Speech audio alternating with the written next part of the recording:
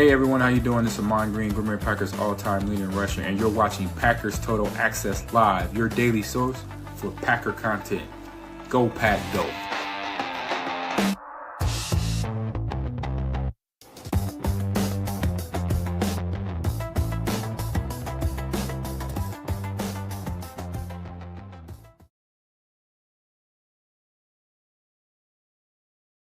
What's up, guys? Welcome into Packers Total Access. My name is Clayton. You can check us out on Packernet.com. Find me on Twitter at Packers_Access. Joined alongside Tim in Green Bay, here to talk Packers. We've got a Chalk Talk episode for you guys and gals this evening. Before we get into that, we're also going to hit on the national media, what the national pundits are saying about the Packers win over the Steelers and whatnot. So we'll hear from a Stephen A. Smith.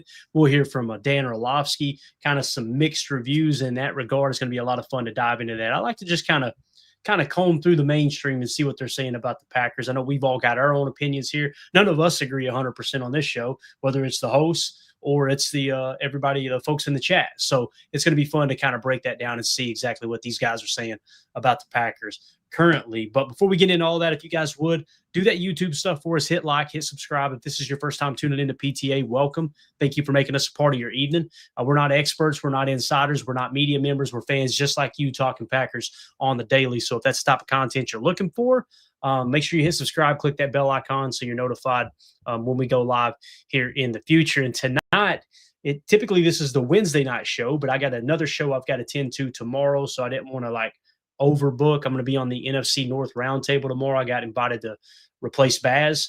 Not replace him, but he's out of town, so I'm just going to kind of sub in for him.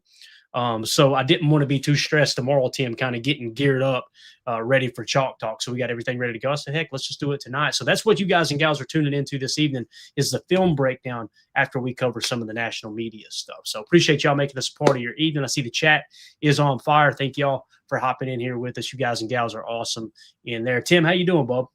I'm doing good, man. Happy to hear you're on the round table. That's awesome, man. We get a little early Chalk Talk, you know. I mean, obviously you can't replace Baz, but you can fill in, though. I love it. I'll be tuned in for sure. Yeah, I appreciate that, man. Yeah, it's I got to be honest with you. It's not something I enjoy that much. I don't like being in front of the camera. It took me forever to get to where we would do the show in front of the camera.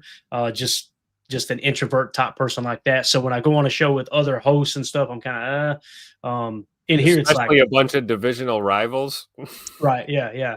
And again, it's just when you're the visitor, you're kind of out of place. You don't want to overstep your boundaries. So it's like, okay, here I can get myself canceled, no problem. You know what I mean? It's on me. So that's I don't know. It'll be a little uncomfortable. Those guys are cool though. It's I've been in the chat with them for quite some time. So anyway. With that being said, man, let's jump into it. Our first topic here, Stephen A. Smith. Tim, he was on First Take reacting to this win over the Steelers. And let's just say Stephen A. Smith wasn't that impressed. So let's see what Stephen A. Smith, or hear what Stephen A. Smith had to say about the Packers coming off of that victory against the Pittsburgh Steelers, and more specifically, the fact that the Packers outscored the Steelers 21-6 there in the fourth quarter. Here we go. Stephen A. Smith from First Take, audio courtesy of ESPN. Now, for all of y'all looking out for me last week, thank you very much. Let me say this to y'all. How we gonna sit here and talk about the Packers defense, the Packers offense, and we just gonna flippantly throw aside, I know the Steelers defense is awful. Well, duh. If you're that damn awful, then of course your offense is going to look this way. Jordan Love completed 78% of his passes last night. 76% of them 76 of his passes was completed in man coverage, okay? Where he had 232 yards and 3 touchdowns with no interceptions, no sacks. I'm talking about against man coverage alone, not the 300 plus he threw for the game. Let's look at the Steelers that we're talking about here. Outscored 28-9 in the second half. They've got the 30th ranked defense in the National Football League. They've given up 6. I love it when people say the whatever ranked defense in the National Football League, but they don't tell you exactly what metric they're going off of. You know what I mean, Tim? It's funny how that works, dude. You're muted, buddy. Appreciate you muting too. I know you're probably getting an echo, but yeah, isn't it funny how I love when their voices crack because they're so impassioned with their statements. Yeah. So again, for me, it's like okay, what stat are you referring to? Are you talking about scoring? Are you talking about total yards per play, total yards per game? Is it rushing yards? You know I what love I'm the saying? subliminal props he gave to Jordan Love for carving up man-to-man coverage. Also, Right. Yeah. by Yeah. the way. And he'll go on to say too, it's funny how we're pretending like the Steelers defense is absolutely horrible all of a sudden, but they're the highest paid defense. We'll continue here though. 68 points and losing back-to-back games. This is the fourth time this year in 7 games the Steelers have surrendered a minimum of 30 points. Oh, by the way, they got the highest paid defense in the National Football League. They paid. Well, Stephen, that's not a bad thing, sir. That means they have paid for the top defense in the league, right? Whether teams have figured that out and schematically they're kind of on their heels right now and having to adjust says one thing, but the fact that you're pointing out that they are the highest paid defense, meaning TJ Watt, is he all of a sudden a bad football player? Meaning Cam Hayward, is he all of a sudden a bad football player? You know what I'm saying, Tim? It's funny how you kind of pick and choose those points, you know? Yep. Only good and great players in the NFL, right? Right. Exactly. About $155 to $165 million on their defense this offseason. And what are we getting from them? They are on pace to have the worst ranking of their franchise history since finishing the 1988 season dead last. These are the Steelers we're talking about here. These are the Steelers. Okay, where there's no defense. There's no defense in the Steel City. Okay, you can run on them. You can pass on them. You can do whatever you want to do when you want to do. You can call your honey. You can sit up there, order Uber Eats. You can sit up there and have a conversation. How you doing before you throw a damn pass? Ain't nobody in the vicinity when TJ Watt getting $41 million. When Cam Hayward got paid up. Even though Highsmith and those brothers got to get healthy. Elliott goes out. By the way, that's 2 tier 1 positions of importance. The most important positions on a defense. Yeah, if you're going to spend money on your D, those are the positions you do it, right? Yeah, exactly. Darius Slay, him and Elliott get burned before Elliott goes out with his injury, and I hope he's okay. Everywhere you turn, the Pittsburgh Steelers, it don't matter who they're going up against. Their defense is not impressive. We didn't anticipate that coming into this season. What we thought was, all they needed was good quarterback play. Aaron Rodgers has given them that, and they don't have a defense that can stop anybody. That's the problem. So don't come to me about Green Bay and what Green Bay is. I don't want to hear. We saw them give up 40. We saw them give up 40 and settle for a tie against the Dallas Cowboys, okay? Even though the offense is prolific. The point is, if you Green Bay, all right, you're a damn good team, but you could be had. You could be had. Just don't use the Steelers as the example, as the litmus test, Woody, to judge them. See, he ended with something that was kind of logical to me. Yeah. Trying to save it, right? Trying to save all that other stuff. Yeah, so, because the way I see that too, he makes some good points there at the end is like, they can be had. Absolutely, they can be had. I had a conversation earlier today, Tim, on X. I posted Matt LaFleur, guys. He's officially, I think, 11th or 12th in winning percentage now. He has now officially passed Shula and Paul Brown. And there was another one, too, another Hall of Fame. He just passed 3 Hall of Fame coaches in winning percentage, right? Yeah. And I posted that, and the guy came in and said, you better not lose to the Panthers this week. I immediately quote tweeted him and was like, newsflash, they may lose to the Panthers. Yeah. Like, for us to sit here and pretend like this team can't be beat all of a sudden because they're playing good football. But there's a portion of the fan base. Let me translate what that fan was saying. That fan was saying, I hope they lose this week so I can come back and dunk on the fact that you think Matt LaFleur is so good. The people that fan like that, I don't know how you get through the football season. You got to be miserable. Yeah, I don't understand. But with that being said, as Professor Cake says, who's he yelling at? Pop down, Stephen. Talk about Stephen A. Smith. Listen, that's his shtick. We know that, right? And honestly, they probably told him to have that take going into the show, right? But again, him saying that they can be had. Of course they can be had, man. Anybody in the league could be had at any moment, right? But the fact that you went out there and you were able to successfully game plan against one of the best edge rushers in the game in TJ Watt, and plus a great 3-tech that can also play nose in Cam Hayward, and you got one of the last I checked, Tim, people put Mike Tomlin on this pedestal like he's just one of the greatest coaches in the history of the game, right? We know their special teams coordinator has got legendary status. Like, this is a good organization. You're going up against one of the all-time greats who's playing excellent football. And by the way, Aaron Rodgers played great in that game too. Yep. And it still wasn't enough for them to beat the Green Bay Packers at home. And let's be honest, Tim, that 35-25 score that ended up being, it really wasn't that close. At the end there, they kind of tightened it up a little bit. But there was one point that I was thinking about going live in like the fourth quarter, like early in the fourth. Yeah. So it's like you always talk about, right? You're gathering intel early in the first quarter, first and second quarter. You're making your adjustments. You want to win the middle eight. We didn't exactly win the middle eight, but I don't know if we exactly lost it either, because we came out swinging in that third quarter, and it's a testament to just this team and what they were willing to do on the road to get a dub. That's all we care about as fans. You can fan how you want.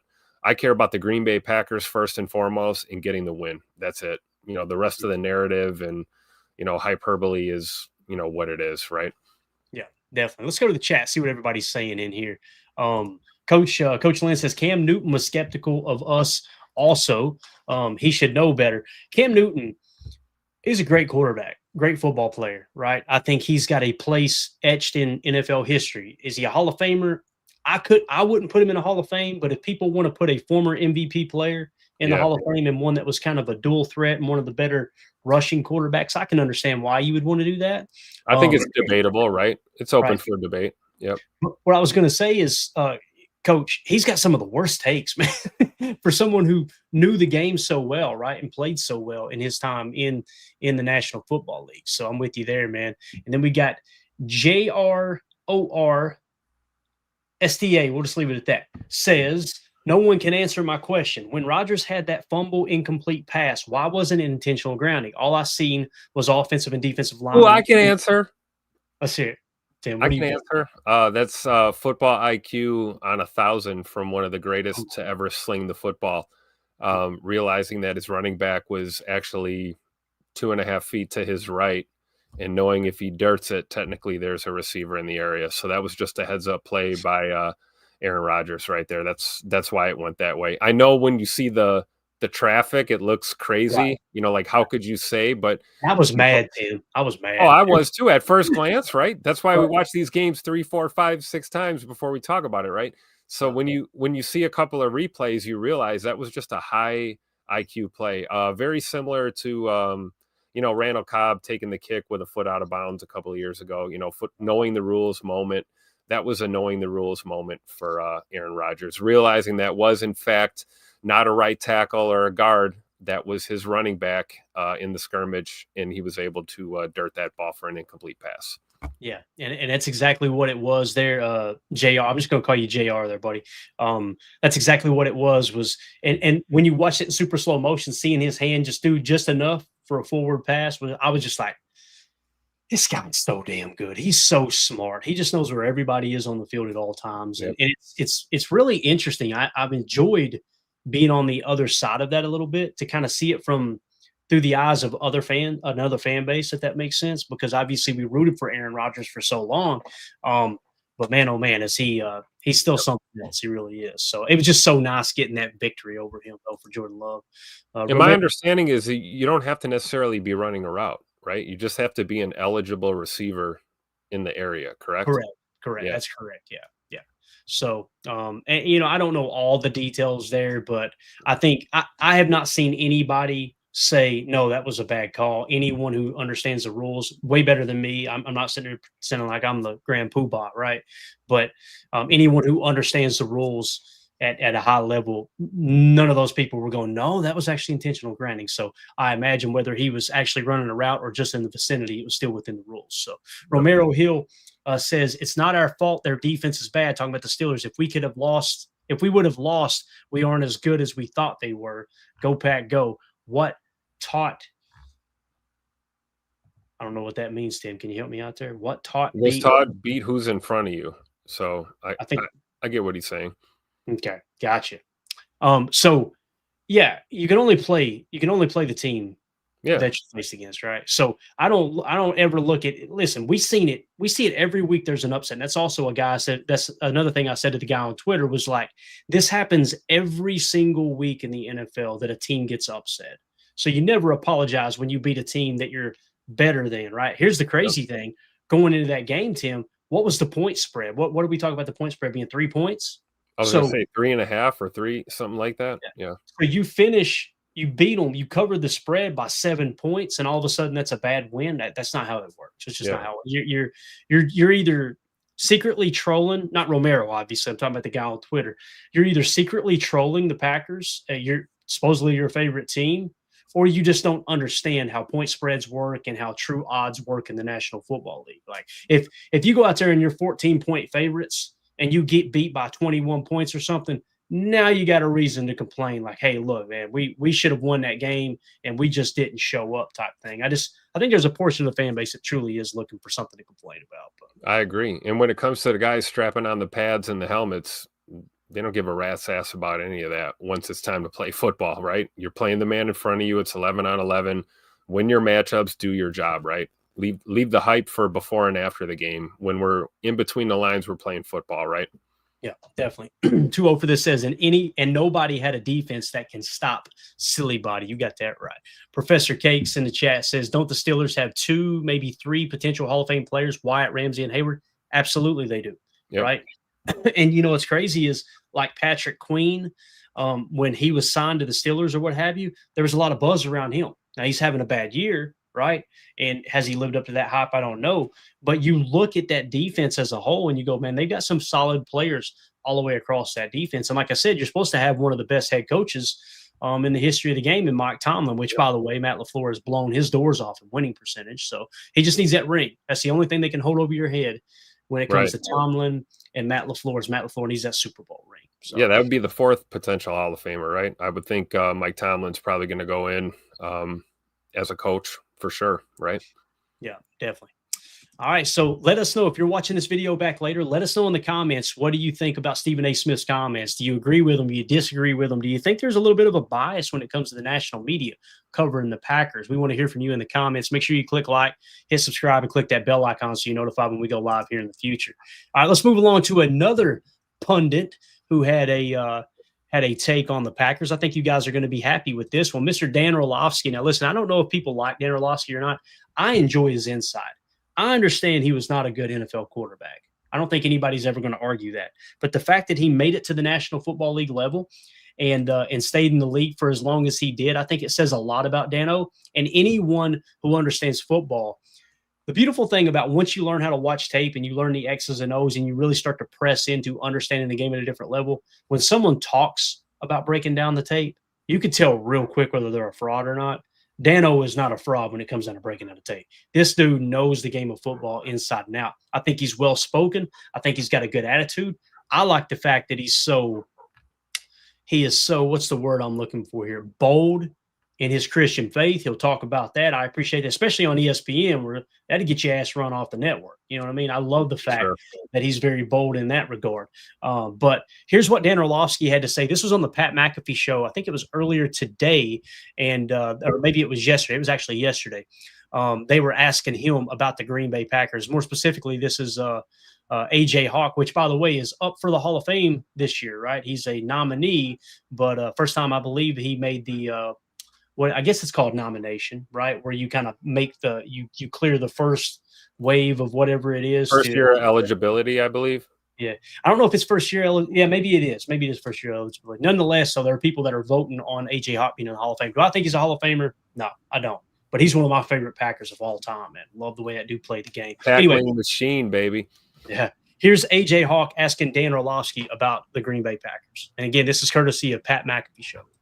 Yeah, Dano, the Packers obviously last night looked very good against the Pittsburgh Steelers. Jordan Love, when you watch him play, are you seeing, like, he looked pretty damn good last night. What do you see when you watch him progress, like, as a player in this league? He seems to me like he is supremely confident, and I just love that he takes shots down the field and he's not scared. Yeah, if their under center play action game is working, you can't stop their offense. You just got to hope that you can hold them down in the red zone. That's when they're at their best. Their offensive line has not played great this year, so that under center is a big deal. And then Jordan's just being really great with his decision making. This is the guy that has for a couple years now been crushed with his decision making, or in many people's eyes that he's been a poor decision maker. His decision making has been as good as basically any quarterback in football this year. Jordan Loves. I love that comment. His decision making has been as good as any quarterback in the National Football League this year. And I could not agree more. You guys know last year, what did we talk about? Got to fix the interceptions. And we kept coming back to, but he's playing hurt. You could tell he can't really step into the throw. He's lost his mobility. He's playing with that brace. Then he had the issue where I think he hit his elbow toward the end of the year. And then he ends up, what was it? Not a hammy, a groin, I believe he was dealing with on the backside of the season as well. All those things gave you just enough of a reason to hesitate a little bit on, like, okay, is he truly going to be one of those elite quarterbacks? Well, we went into this year, Tim, and we were talking about this. We got Emilio joining us now, too. We'll get his take in a second. Going into this year, the one thing we talked about is protecting the football. And I remember specifically saying, listen, if he gets to like 28 touchdowns and 5 interceptions or less, right?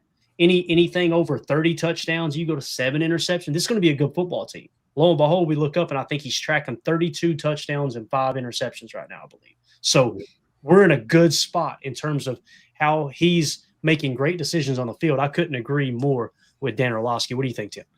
I agree with that. And a lot of it is pre-snap, decision making too. I think that's, something about Jordan's game that I don't think a lot of people are paying attention to. The ability to check out of the run to a pass or vice versa, based on a pre-snap read, and then being able to react to that post-snap. And you may not even get to your second progression. You may just see a hot and hit it. I think Jordan's more decisive. He certainly looks like he has more command over Matt LaFleur's offense this year. And maybe last year, when he was in the process of hitting his stride, that time that he missed having to watch, Malik Willis win a couple of ball games for us and stand on the sideline with the headset in, you got to think that maybe that had something to do with the fact that it gave him time to process the game from a different vantage point. And then once he got back on the field, despite the physical ailments that were kind of holding him back, we could see that those looks were there. Those adjustments were there. Motioning a guy when you need to, waving a guy off when you need to, all of these things based on what you're seeing pre and post snap, I think really attribute to Jordan taking that next step right now. Mm-hmm. What do you think, Emilio? Absolutely. I think he's, just coming into his own, everything that we wanted him to be, everything that we thought he could be when we went out and picked him. You get the immediate reaction from the fans and the uproar of, why didn't you get a wide receiver? Why didn't you get an edge, whatever it may be at the time. But at this moment, through 3-4 years past, looking down the line, 5-6, as this time comes up, man, I'm just so blessed that we have him on this team. We're so lucky. The way he carries himself, the way he holds himself, brings that, that emotion to the team, but he doesn't need to be there's just a few different types of leaders, and I'm totally fine with the way he is, because I think it was Greg Cosell was saying the heartbeat of a team is or maybe it was DJ, the heartbeat of the team is the running back, but we have the leader behind center, right? And I think we're set in those ways. And he's, like we went over last night, top 10 in basically everything and probably top 5. Yeah. Let's go to the chat, see what everybody's saying. 2-0 for this says his decision-making is due to the fact he knows he can make throws, which is why last year was so rough with the injuries. It's a great point. When you've got that confidence that you can make that throw, that you can thread that needle, that throw he dropped in the bucket to Christian Watson. I don't know if you guys have seen the still shot of that Pittsburgh Steeler completely. Oh, that was a thing of beauty, man. And again, I tweeted, man, what a dime piece. Dropped it right in the bucket. And people were like, that was a duck. Packer fans, that was a duck. What are you talking about? Come on, you never seen Michael Jordan hit a floater before right over the defense's hands? I mean, come on now. Yeah. Drew D says, funny how the sacks have gone way down when he isn't injured. He also said the interceptions as well. It's a great point, Drew, right? It's like they just poof, disappeared, right? Nick McSwain says Love is a top 3 to 5 QB in almost every single advanced metric. It's just all the way across the board. Nick went on to say Shanahan doesn't let Purdy call audibles. That's wild. That's another thing I'll say, Emilio. In that game, hearing Matt LaFleur talk after the game was really, really exciting. What he said was, yeah, I seen him getting hot. I seen Jordan getting hot, and it was just like, you know what? I'm going to let him keep throwing it. Just lean into it. And there's still a portion of the fan base that thinks Matt LaFleur is conservative, and it's like, bro, I wouldn't have done that just because Jordan's hot. Hey, let's stick to the game plan. Let's remove the emotion. Matt was just like, you know what, Jordan, go out there and cut him up. What did he end up with? It was like 360 yards or something crazy. Yeah. Oh, yeah, over 350, just a dog, and 3 touchdowns. And it's the fact that, okay, your offensive coordinator, the man calling plays is your head coach. he gets final say anyway, right? So when he has that sort of faith in your starting quarterback and he's ready to let him rip, like Tim said, you get a couple vantage points when you're not starting. Me and Clay got to see Malik Willis cook it up and get it done in Tennessee. But it's like, all right, man, I wish I was out there with the boys. What can I do to get better? Knock on wood, we haven't seen that late over the middle San Fran play, right? It was the end of the game, and he didn't want have that back, but those little mistakes have gotten fewer and fewer and farther in between. He's making 20 pass records, 20 consecutive pass records. Before that one pick at home, it was, I don't know what, 9 games or something since he had thrown a pick at home. So like all these things are kind of just sort of snowballing into a good season for our man. Yeah, it we're a really is. long way from the old patting the ball, hanging Yeah. on to it too long. Yeah. Yep. I mean, this ball's coming out efficiently. It's coming out quick.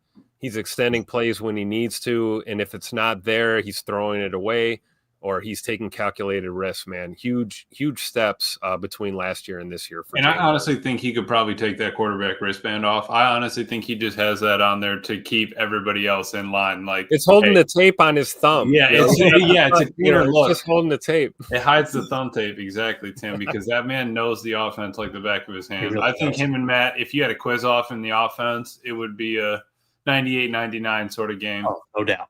When we get into it here in a minute with Chalk Talk, I'm telling you, dude, there's a couple of plays that he cans into that's just like, yeah, he's got complete command of that offense. And kudos to Matt LaFleur for giving him that freedom for sure. Clint C says Love is a keeper. Completely agree with that. Nick McSwain kind of goes back to what we were saying. I can't imagine having a quarterback that doesn't have the ability to change plays if it's a bad look.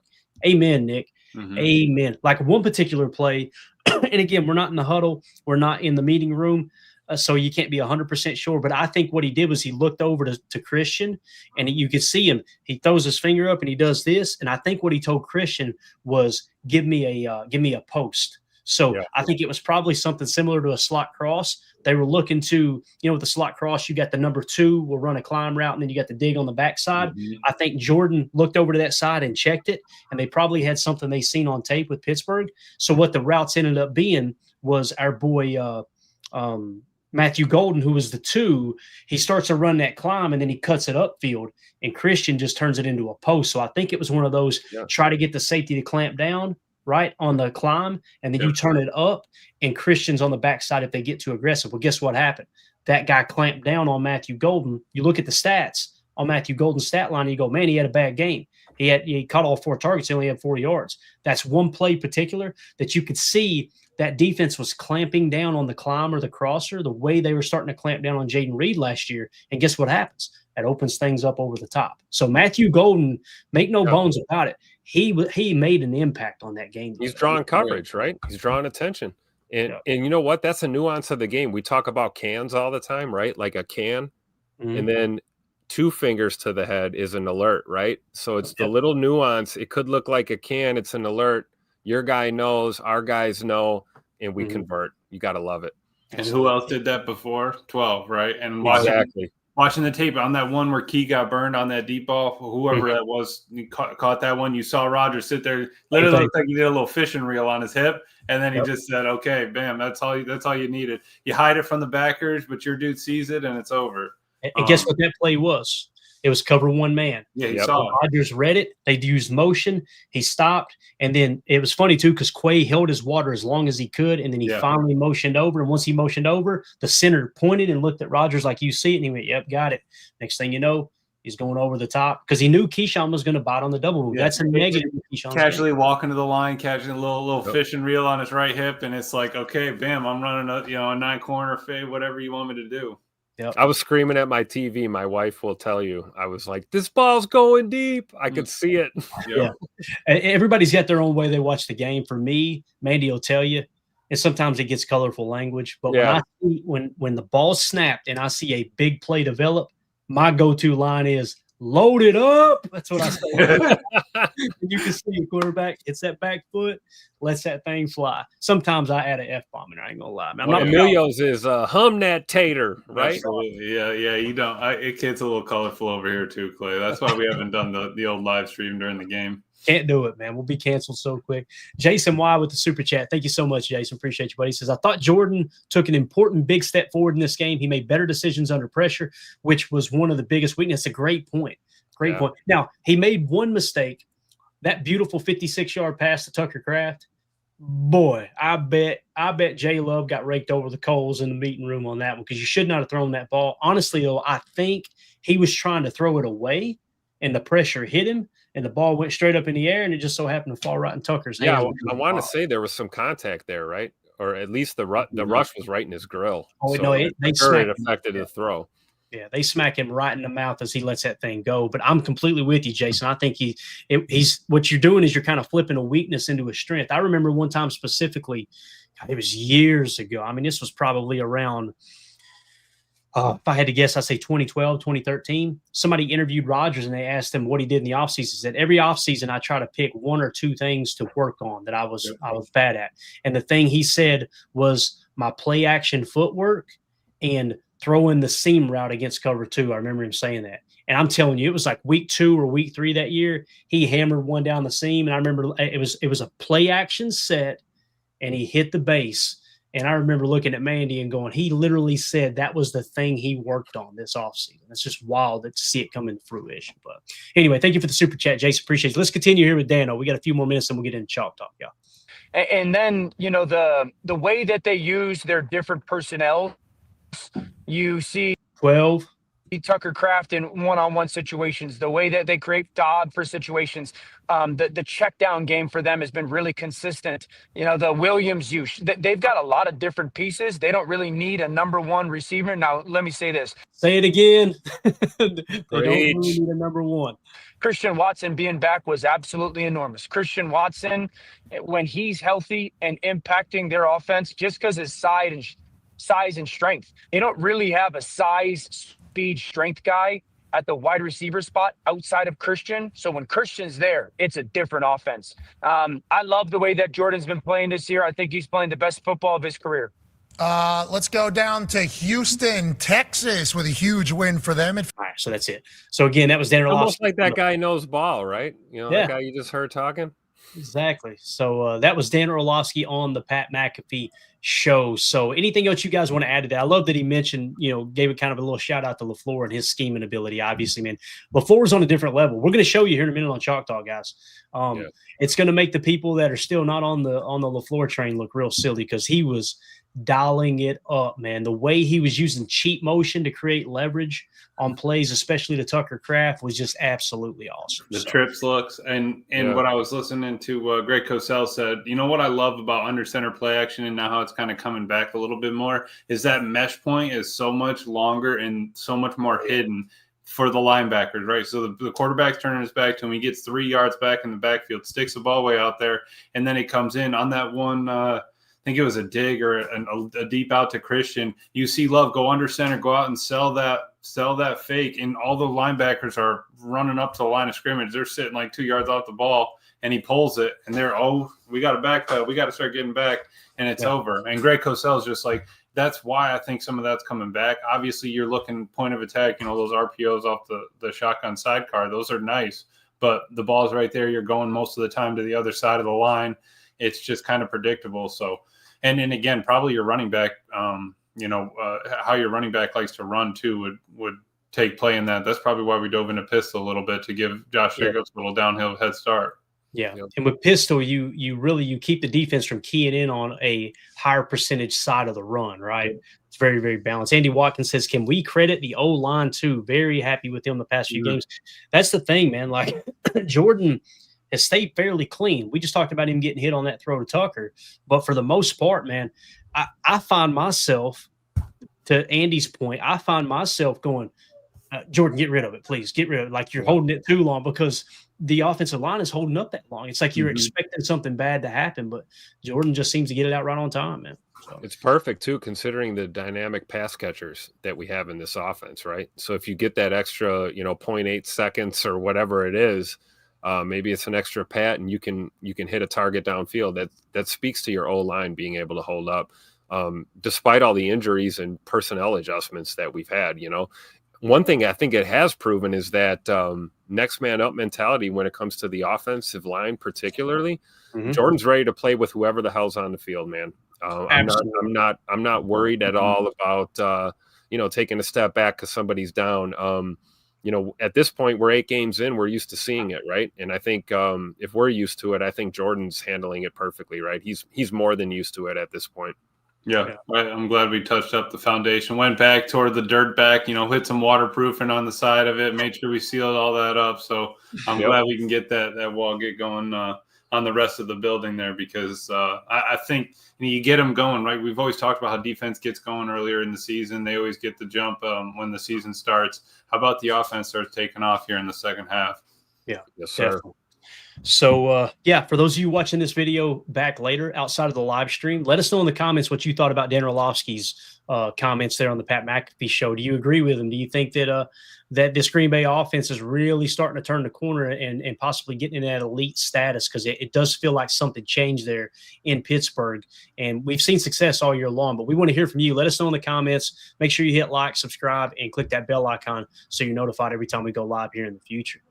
All right, boys, you ready? It is that time of the week where we do Chalk Talk. Now, if you're new here, anybody that's here in the chat, if this is your first time tuning into Chalk Talk, appreciate you guys hopping aboard here. If the stream goes down, it's because AI triggered copyright. However, we're allowed to use it, so the stream will come back up, but we will have this video in its entirety later on, probably within an hour after this show is over. So you'll have it to go back and watch. You can also go to the playlist on our YouTube channel, and every single game that's been played by the Packers this year, we've done a Chalk Talk segment. So I think we got 14 plays today, gentlemen. This was a fun one to break down. I ain't going to lie. Can you guys see everything on the screen okay? Does everything look good? Yeah. All right. So let's jump into it. Again, just quick little stats. Obviously, the Packers traveled to Pittsburgh for Week 8. They end up coming out with the dub 35-25. They were 3-point favorites last time I seen the line, so they obviously covered that spread by 7 points. Pittsburgh wins the middle 8, 7-0. Green Bay ends up winning the turnover battle 1-0. Now, yes, it's awesome that Edgerrin Cooper poked that ball out and created the fumble, right? And that was the only turnover of the game. That's absolutely huge.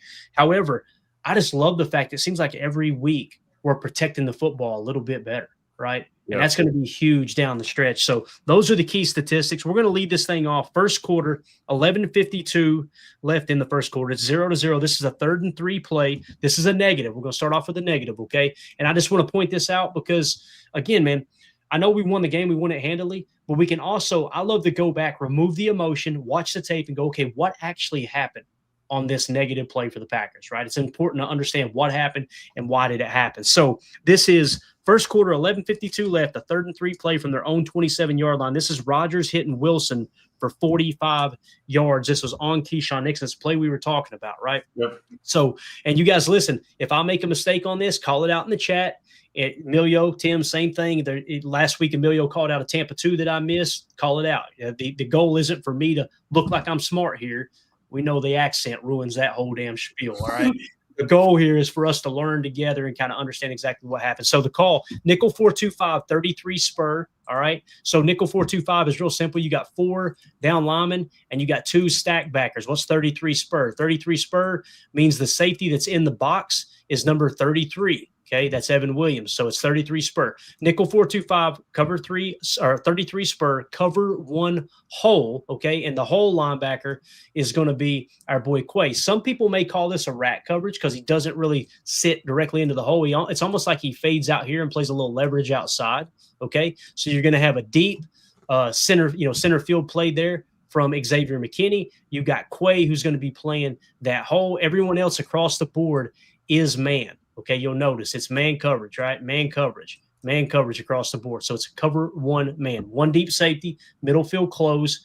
Now, the reason this is a really extremely negative play for Keyshawn, you're supposed to play outside leverage. Yep. And this reminded me of the play in Dallas where he just kind of stopped on the play. It's not that Keyshawn's lazy. It's just kind of a little bit of a lack of awareness, like, oh, the play's still going on. Oh, crap, I didn't cover that correctly, right?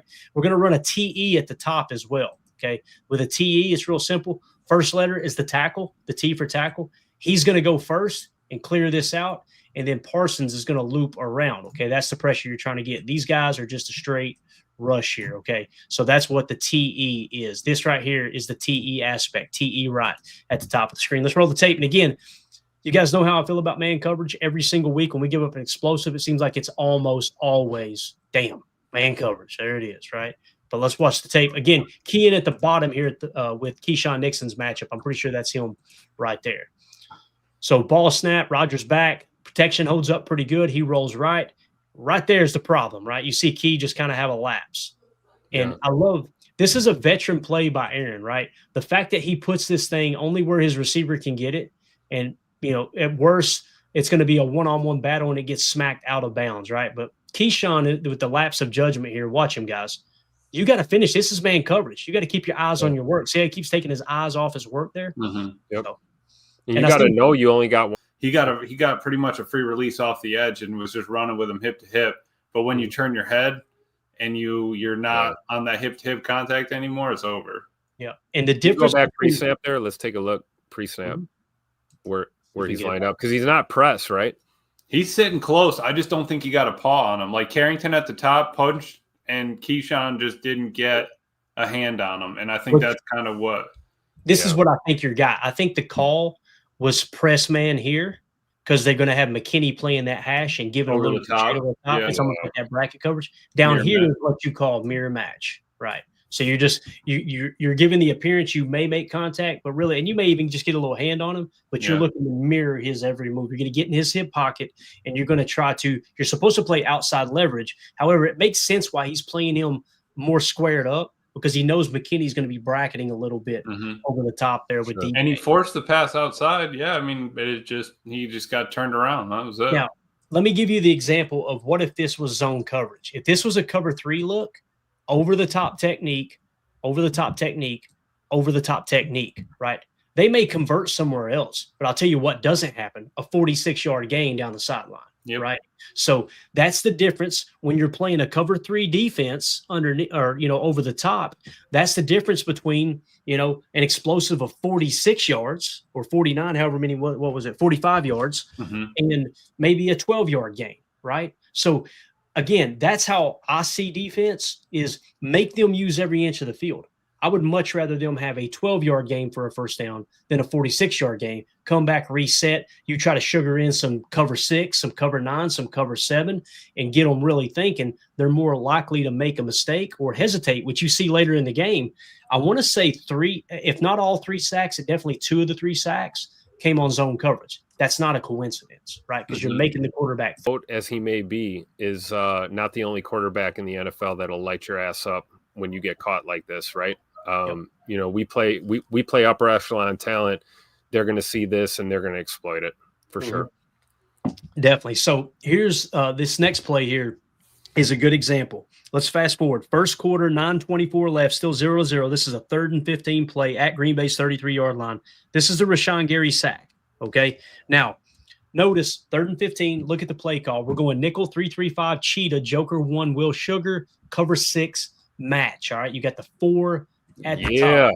Let's explain what all this is. Look at Micah hiding right behind our boy right there in the middle. I love it. Right. So there's your 3 defensive linemen, right? And again, some people would say Gary's playing linebacker, he's playing edge. That I count it as a defensive lineman. Okay. So there's your 3, right?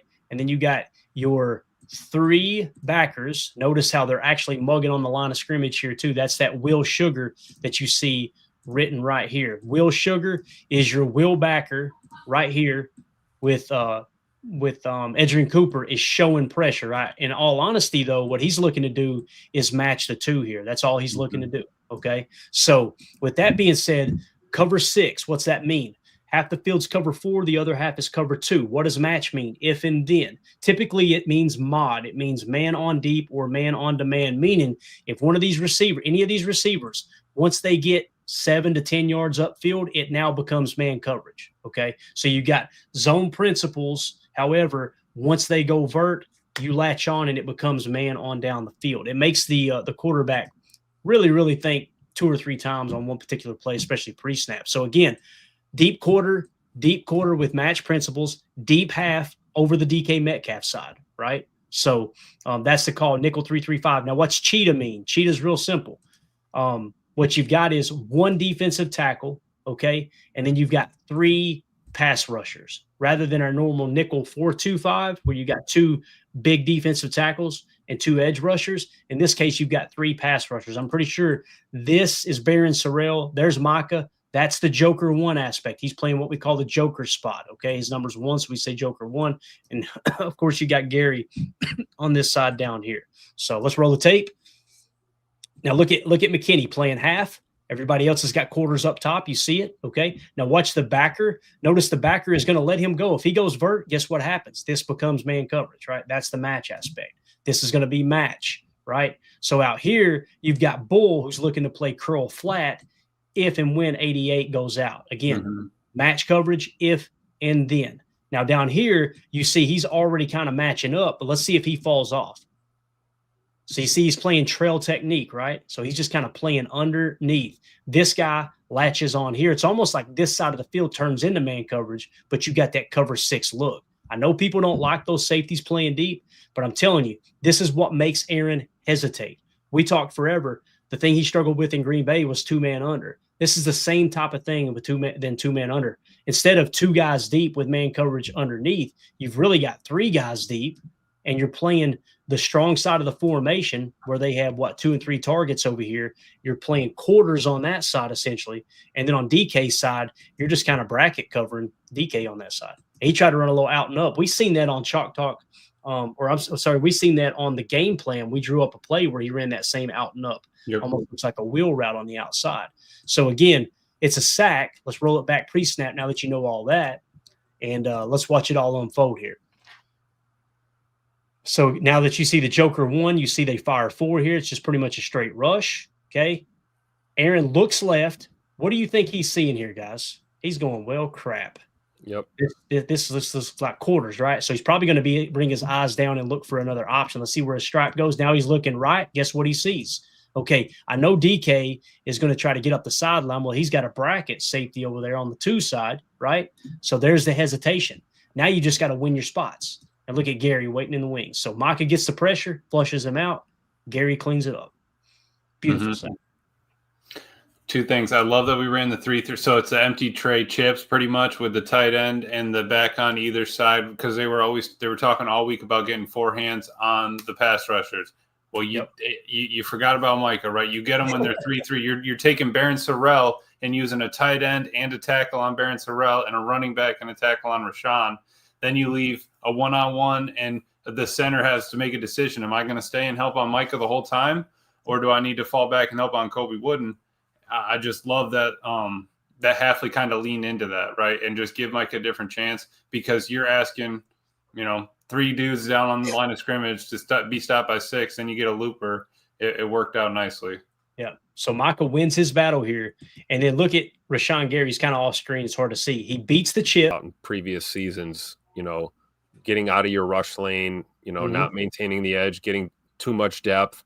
Rashawn did exactly what he needed to do. Micah did what he needed to do. And lo and behold, we meet at the quarterback. I love it. And Quay pushed him so deep on that. I love how far he carried that number 2 all the way up the field because that made Rodgers hesitate. It looked like a dig that he was going to be able to drill. Right. But Quay carried him and then bumped him off the route a little bit at the end there, made him work a little wide. Great point, Emilio. I mean, if Quay misses that, Aaron's going to hammer that throw all day. Coming out. Layer that thing right over the top. Yep. Yeah, and the thing we've talked about with Quay forever, it's not about how good is this player. What's his PFF grade, right? What do the stats show? It's more about finding out what players do well and putting them in a position to do that. But Quay flips his hips and runs vertical or helps cover a dig like that. He's got the athleticism. He's got the height. He's got the coverage ability to take that stuff away. That's his superpower, in my opinion. If you were to say, how would you like to use both your stack backers in terms of Edgerrin Cooper and Quay Walker? I want Quay covering vertically. I want Edgerrin Cooper shopping underneath all day long. So, all right, next play. First quarter, 7:51 left. That led to a Pittsburgh field goal. So they're now up 3-0. This is 2nd and 7 from our own 36-yard line. And this is Jordan Love to Mr. Romeo Dobbs. The play call is 12 ace, dub nasty, U flex, U shift to H off left. All right. So you're going, okay, that ain't a play. You're right. That's the original formation. Check this out. This is Matt LaFleur in his damn bag here. So let's talk about what that means first. 12, right? 1 running back, 2 tight ends. the U is flexed up top. There's your U tight end, okay? What he's going to do is he's going to now shift to the H position, and it's going to be off left. So you're going with an offset I, right? So there's your H. You see your H in position. Well, look what Jordan does. Nobody went with him. So what's that tell Jordan, right? Probably some kind of zone defense. Could be man, but watch what he does here. All right, guys, we got with the information. Can. Now we're going to can to 21 I nasty, strong left, 23 fake, Y sift, strike, H flat. All right, so let's talk about what all that means. We go to the I now. Everybody gets the play call. So 21 I, let's just call it 21, even though we know that's a tight end. He is now a running back. Essentially, he's the H back in the back once he did shift to the offset I. So strong left just means the tight end is on the left side of the formation. The nasty, everybody's inside the numbers. This is that condensed split. You're keeping everything tight and making them play it outside in. And typically, you will work it inside out. In this case, you're going to see them hit the inside of this defense. So 23 fake is real simple. We're going to fake a running back. You've got even numbers to the right, odd numbers to the left, and you count it off.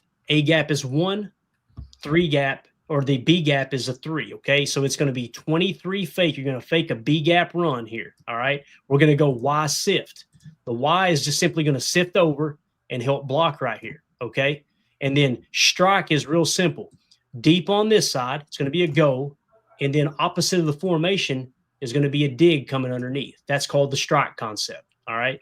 So H flat is real simple. He's just going to kind of pop up here, block a little bit, and then get out in the flat and give you a safety valve. So again, it's they can, 21 I nasty, strong left, 23 fake, Y sift, strike, H flat. Look for Romeo. First of all, the play action throws this whole thing off for the defense, and they're just going to hammer Romeo on the dig. All right, so watch Matthew Golden is going to clear this thing out a little bit, right? There's the play fake. Look at that space, boys. I mean, that is butt naked through the trailer park right there, man. I could throw that. I just caught the ball. Yeah. You also had the running back leak out in the flat. I missed that or in a swing pass. But Jordan just hammers him, and nice little gain there. What was it, a 24-yard gain? Run that back one time. Who's number 6 on the backers? Queen? Or is it? I think that's Queen. Yeah. Watch it. He just gets all turned around. Oh, no. Oh, man. And Rome wide open. That's the thing about the late play action. Look how far back, 4 yards backfield. The top backer, Peyton Wilson, he gets sucked all the way down too. You can't be a line off the ball, a yard off the ball, and already have the dudes 5 yards down the field running routes. Yeah. So what you're doing is he's got eyes in the backfield. Watch him fake. Now that Emilio pointed it out, watch this guy right here. Okay, and Peyton above him. Both of them climb right up. Right here too, right? Watch them. Ball snap. Look at everybody getting caught. I feel like Peyton played it a little bit better. He stayed pretty square, but you see Queen's got to get out here, man. If this is a stretch left play, and listen, cue up the circus music, because one of their other keys is 85. If he sifts, sometimes you might think, okay, it's a counter jab step, counter right. It could be that with a little Y lead. Instead, now he's out of place. He's putting eyes on guess who? The speed of Matthew Golden, right? He's like, oh crap, and then he gets back and goes, oh no. There it is. First down, 24 yards. Jordan Love to Romeo Doubs. Let's watch the protection set up here. Real nice as well. There from Jordan Love to one of his favorite targets, obviously, in Romeo Doubs. All right, fast forward now. First quarter, 5:05 left. Pittsburgh still leads 3-0. 1st and 10 at Pittsburgh's 16-yard line. This is the Tucker Kraft touchdown catch, which is going to lead to a 7-3 lead. The play call is 12 gun, Dubs left, U shift to Trey right, RPO 23, U flat. Love this play. Bro, who's that up next to Scoot there? Is that my boy Malik Heath? I think it might be. I can't tell. Did they forget about Malik Heath? So look at this. This play right here is so cheese in college football. Oh, though it's usually the RPO Y flat, but then in this case it's the U. We're gonna call this guy the Y, which makes Tucker the U. Okay, and again, this is Matt LaFleur putting Tucker in the U instead of the Y. And I guarantee you they looked at the tape all week and said, damn, Tucker gonna be the Y the whole time when they're in 12 personnel. Wrong, right? So watch what happens when he brings him over. This is that leverage I'm talking about. Look at the cheat leverage you have. Forget about him. Yeah, you've already won outside, right? Because everybody's late to their spot. Now, let's talk about what the RPO is. With the RPO, you can put the ball in the belly of the running back, And this is your read over here, right? You're looking for a hat count on this side of the field, essentially, is what you're looking. He knows if this is the guy that's supposed to cover Tucker and he hits him in stride, in motion out here on the flat, there's no way he's going to catch him, right? He knows that. So, again, with the 23 aspect, it's not A gap, it's probably B gap here. So, Jordan has the option to hand this ball off in the B gap here and run it. Why would you do that? Look at all these bodies over here, right? They're keyed in on this run. And again, why did Josh Jacobs struggle to run the ball, but Emmanuel Wilson had success? When Josh Jacobs was in, this is what they were doing. They were keying in on the run all day long. So now you look and you say, okay, 1, 2, 3, right? 1, 2, Tucker's going to be able to beat this guy. You got a +1 hat count. Let's fire that thing out into the U flat. So again, 12 gun, Dubs left, U shift to Trey right, RPO 23, U flat. Watch how quick Jordan gets this out, boys. He didn't even really put the ball in the belly of Josh Jacobs. You watch it on the box cam, the ball actually hits Josh Jacobs. Jordan couldn't get it out there quick enough. So now look at what Jordan's reading. This guy's driving upfield. He's not driving flat, right? So just kick that thing out there as quick as you can. Beautiful. By the way, look at the arm angle, Tim. Watch the arm angle on this. Watch TJ's going to get his hands up and look at the arm angle. Just a little side arm flip. And you talk about Jordan couldn't get it out quick enough. I mean, again, this is what we talk about pre-snap read, post-snap read, right? Like, you can't tell me he didn't see this pre-snap. And then, the ability to just dodge that hand of TJ Watt right there with a little slight change of the delivery. And you hit it in time. And again, Malik Heath blocking like a dog. I was going to say, Malik Heath out there walking him out, Emilio. Dude, looking at that leverage right there, dude is 12 yards off of Malik Heath. And the fact that nobody shifted when Tucker came in motion, Jordan must have been licking his chops. I mean, his tongue was already wagging. Like, this is an easy 7 points right here. Nobody moves. Everybody, you got 5 on the line, 2 backers crashed in, the safeties walked down. The only one deep's the corner. And then you got the other safety in the corner pressing up on Christian. I like Christian blocking. I like Malik blocking. And you put the ball on the ear of your, top 3 player on offense. You've won the hat count before the ball's even snapped. Bingo. And again, that has nothing to do with Jordan Love. That has nothing to do with Tucker Kraft. That has to do with the head coach that's now the 12th winningest coach in NFL history. That put some spec on Tupac LaFleur's name. This guy couldn't scheme anything up. It's just unbelievable. Man. Because that's Clay on that U flat, most of the time they're going to be running it from the left side. So Bingo. Tucker would be running the flat from the left side, having to cross the entire backside of the offensive line. Let's already get him over across all that traffic. Let's get him open into the flat. Yeah, and LaFleur knows that Mike Tomlin knows that when you're sidecar right, I think the number is 87% of the time the ball is going opposite side if you run it. So that's why he's got everything overloaded to this side. So and maybe last year Jordan hands that ball off. Yeah. Now imagine progression now, like what he's seeing pre-snap. Like he was all over this. Imagine this. Imagine if pre-snap, and I guarantee you this is baked into the play. Imagine if pre-snap, when Tucker goes over here, right? Imagine if this whole line shifts in this direction. Guess what happens? You hand the ball off to Josh Jacobs because you got the hat count here now, right? So just a beautiful play. We'll let it run. Beautiful play. All right. Let's go now to – let me give you guys an update of what happened in between because we're going all the way from the first quarter to the third quarter where all the action happens, okay?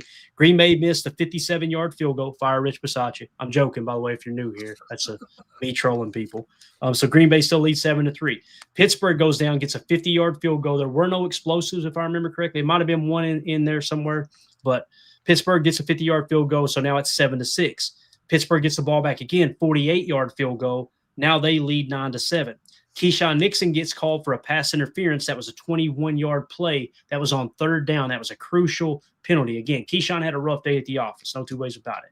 Rodgers, 2-yard touchdown pass to Metcalf. That was on Keyshawn as well. Tough to defend that, though. Let's be honest. And then Green Bay missed a 44-yard field goal, so it's still Pittsburgh leading 16-7. All right, so now let's pick up third quarter, 12:40 left, and Pittsburgh's leading 16-7. This is a 3rd and 5 play. Guys, this is the most important play of the day, and it's not even close, okay? This is Love to Kraft for 59 yards. This is the play that should not have happened, to be honest with you. And this is what I mean by sometimes you catch a break, sometimes you don't catch a break, right? Any given Sunday, anything can happen. This should have been an interception. And it's not because Jordan made a bad decision. I think he was trying to get the ball out of bounds and just, hey, look, this is a busted play. Let's just sell it over Tucker because he didn't like the leverage they were playing with underneath. However, pressure gets to him, hits him, and the ball comes up like a duck. Let's talk about the play call is. We're going 12 gun, bunch nasty X, strong right, X out, switch 56, Z spot, T safe, all right? So the play design is real simple. When we talk 12, one running back, this is actually 11, ain't it, Emilio? I didn't change it. Yeah, so we actually got 11. See, there's a mistake. So let me just fix that right there. Look at that. 11 gun, bunch nasty X. What bunch nasty X means, bunch formation. The X receiver is always on the line of scrimmage opposite the tight end. So he's in a nasty split. So you could call it nasty bunch X. You could call it bunch nasty X. I've always heard it called bunch nasty X. We're going to go strong right. Tight end's on that side of the field. It's a strong side of the formation. Here's the play call. The X is going to kind of run it out. He tries to get inside leverage and then work out. Switch 56 is real simple. They're going to switch at the line of scrimmage. So the Y is going to run an out route here, okay? And I believe, if I remember correctly, yes, so Savion is actually playing the F position. So he's going to kind of work out and bring a dig in, all right? And then, of course, the Z is Matthew Golden on this particular play. Christian Watson's not on the field. So what did we say leading up all week long? When Christian Watson's not on the field, put Matthew Golden in the Z. I want to see Savion in the F or the slot position, right? That's what you're seeing here, is Savion is in the F. So you get the Z spot route, which is essentially, it's a lot like a slurl. Matthew Golden's just going to kind of get under here and sit down in space, okay? Slurl means slant and curl. Yeah, we've always called it a slurl. I haven't heard many people up north call it a slurl, but we always call it a slant curl, a slurl, okay? And some people just call it a spot route. So it is what it is, wherever you feel comfortable calling there. So again, 12 gun, bunch nasty X, strong right, X out, switch 56, Z spot. T safe means the running back is going to stay in and block right here, okay? So now Jordan's going to look to get the ball. He's going to drop back. He doesn't like what he sees. I think he's trying to fire it over the out's head, out of bounds of what I think's going on. You guys tell me what you see here, okay? You're going to see pressure up the middle. Josh Jacobs just tries to die a slow death here from Queen. Unfortunately, it happens pretty quick. So right here, Jordan's surveying the field. He doesn't like anything he sees. Why? We know this is going to end up being an out route. Well, guess what? You got outside leverage, right? Savion is going to be looking to work the dig. That's probably your best option, but he sees the safety lurking, which means this guy could slam down at any moment, right? So now you're looking at Tucker to run the out. You like him beating this guy. However, he's playing outside leverage as well. They're trying to funnel everything to the middle of the field with the post safety. The only thing you could probably done is hammered before he sits down Matthew Golden here real quick. But Queen's closing in too. So let's watch Jordan throw this pass. So you see right here, he hesitates, but the hand's in his face. So now I think he's just trying to get this ball out of bounds. You guys tell me what you see. He's a grown-ass man now. And he is a grown-ass man, Coach. So he's trying to get it out of bounds. Now Tucker has a little bit of leverage. So I think Jordan's just going, let me just miss way out here. If Tucker gets it, awesome. But unfortunately, he gets hit. The ball goes up in the air. Look at Tucker. Yeah, that's Tuck Norris making a play right there. Unbelievable. Absolutely. I agree with that. Now that I've seen this back for the 11th or 12th time, I think he's trying to dirt it. I think he's trying to get rid of that ball. What do you think, Emilio? You seeing the same thing, or do you see it different? I don't know. I think he really wanted to hit. Yeah, no, with the double clutch. I think he was probably going to try to hit Tuck there, and because it did come out with a little bit of mustard, and then it started just sort of floating. Maybe that whole miss long instead of short, but he got hit as he threw. Yeah, exactly. And which, by the way, I think we got our first screen grab of the night. Guys, get ready. I need somebody to screen grab that stiff arm right. I'm gonna wait. Get off me, little boy. I actually like it right here. That's the one I like. Looks like somebody chasing their uncle in the turkey bowl. Lately, this guy. Tucker's looking at him too. So yeah, that's a good spot. Let's just do that. Tim Bates said snowplows in Green Bay need a number 85 decal on them. You think we can get that taken care of for them? Yes, I'm a Green Bay resident. I will start the petition. Good deal. Petition the local government. All snowplows shall have 85 on them. I love it. Somebody screen grab that for me. We need this. All right. We need these two knuckleheads looking like they don't know whether to crap or go blind, so they close them one eye. And look at what's that? What's that on the sideline right there? Number 8 saying, "Oh my God!" All I had was Bubba Franks. Unbelievable. Unbelievable, right here. Look at this guy. Got a front row seat to this slaughter right here. Oh, look at that. It might be the better one, actually. Let's go with that one. There we go. That one's beautiful. Look And at my man. he's like, "Are you kidding me? We can't even tackle this, man. I'm about to go out there and do it." Why is he taking a nap? Man, we're in the middle of a football game. What's he doing? That looks like my cat when he's playing with a string. He's got both hands up, kind of like just gnawing at it. All right, so let's get to the after Tucker finishes embarrassing it. And by the way, that leg injury was nasty. Yeah, I hate yeah. that. All right, so watch it this time, Emilio. See what you see here, man. Watch the pressure. Okay. Coffee house. Yeah. Look right here. Like right there, you probably just need to take that sack, right? Hey, but look at how much he stood in there, dude. I mean, he threw that off his back foot. That's all arm strength right there. I was going to say that's arm and wrist. That No got leverage. That ball out. It was everybody was man up. Jacobs was man up. Every O lineman was manned up, and so that's that wall we were talking about. I'm glad we built it, man. You could see the ball too, like it's a dead duck, right? It's Oh yeah. So I just have a hard time believing that that's where he was looking to put. But this is our rebuttal to what happened to Keyshawn. This dude was in Kraft's hip pocket the whole time. What happened to Keyshawn on cover one man when he got twist turned around? This dude just lost track of him. Tucker catches the easiest, softest pass he's probably ever going to catch in his career and just takes off with it. That's a good point. You know, looking at this again, I don't know, man. Maybe this is more of that AR-12 school of quarterbacking where I see the nameplate, I'm humming the tater. Just chucking it up there, right? Yep. And I honestly love that AR was just sitting on the sideline all by himself and watched the entire thing happen and watched the dude. Like, look at him in the top right corner. You'll see him once it starts panning over right there. No way. He's standing right there, his hands on his hips in the white. Are you kidding me? He said, I taught him that. Miraculous officiating by ignoring the little subtle push off by Tuck Norris there. Also, I love it. All right. There you go. So, again, I would love to get on here and blow smoke up everybody's rear end and go, what a great play. It's a little scary for me. I guarantee you Matt LaFleur didn't go in the meeting room and going, boys, let's run that one again. You know what I mean? So.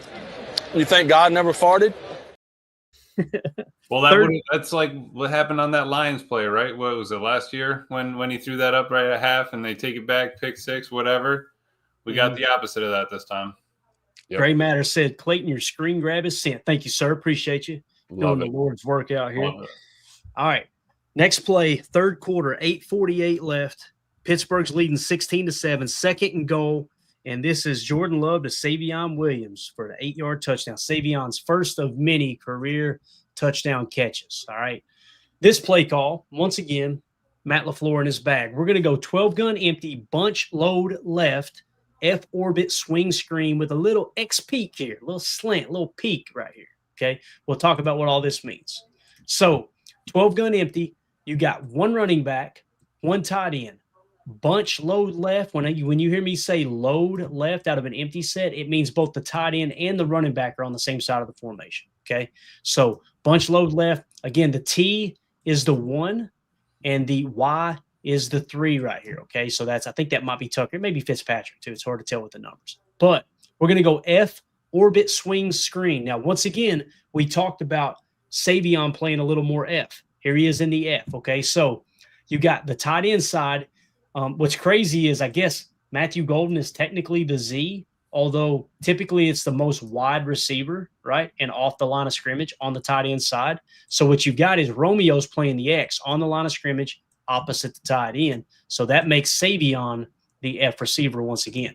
What he's going to do with orbit, what F orbit means is he's going to go around, he's going to orbit around the quarterback, okay? And these guys are going to set up for blocking on a screen pass. So essentially what you've got is the F orbit swing screen. This is really, really popular in college football right now. Yes. The X peak is really cool. The X receiver Romeo is going to run a little slant, and what he's going to get is just a little peak.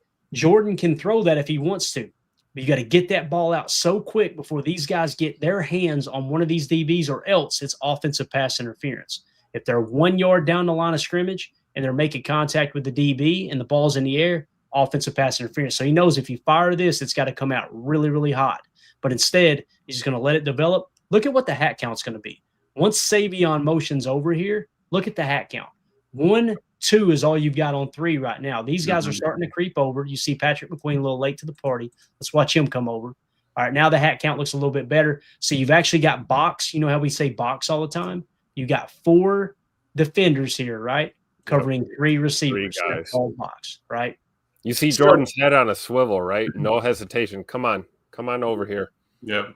To get Eyeballing that Peyton Wilson or whatever right there on the 5. That's who he's looking at for the peak. If it's not there, I'm Yep. hitting that swing all day. And coming out of a nasty set as well. 12 gun emptied nasty. Everybody's within the numbers, super tight on the far right hash. Let's use as wide of the field as we can to get that swing out there.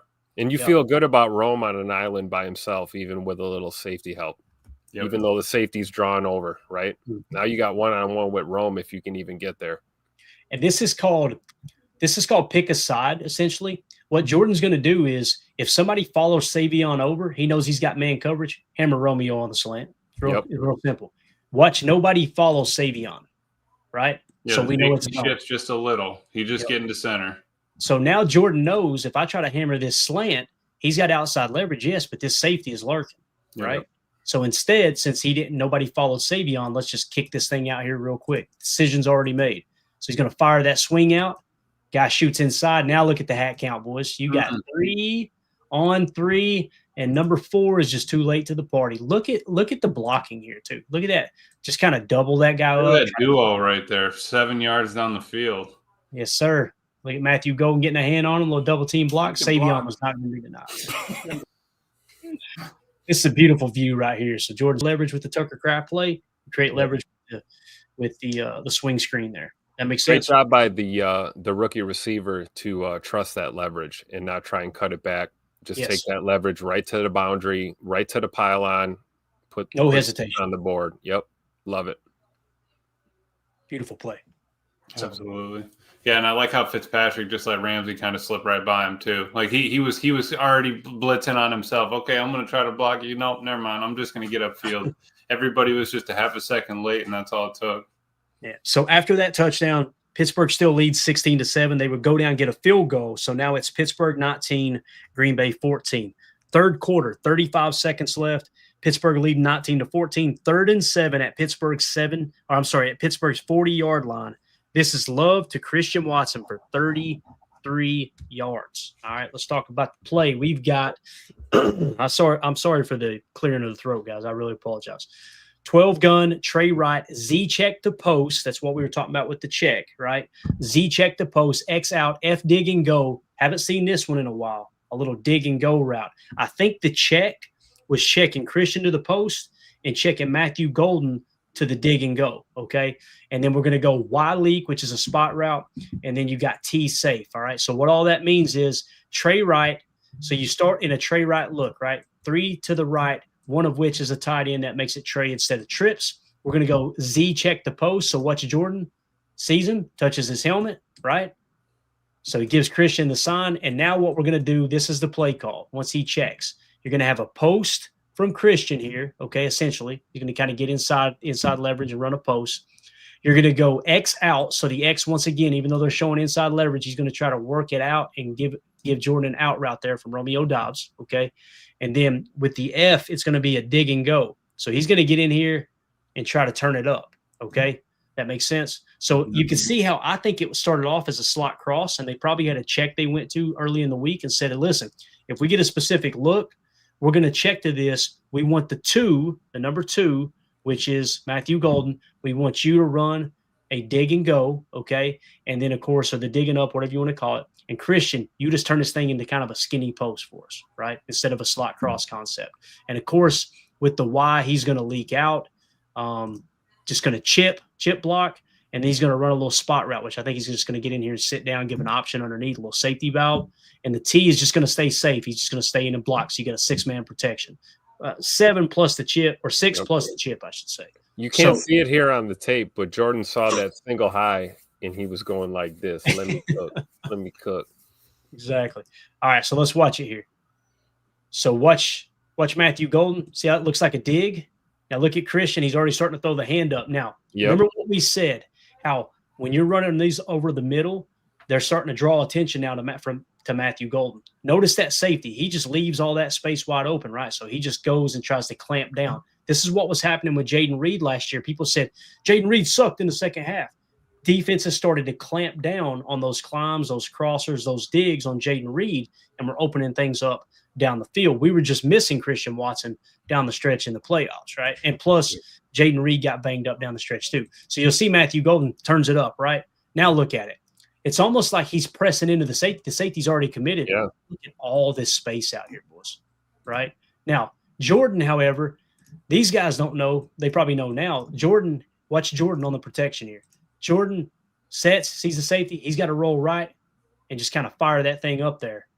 And Christian Watson, look at that right there, boys. Yeah, that's the ball in the bucket. Remember the net drills during family night? That's what that is right there. Can't throw it in the bucket.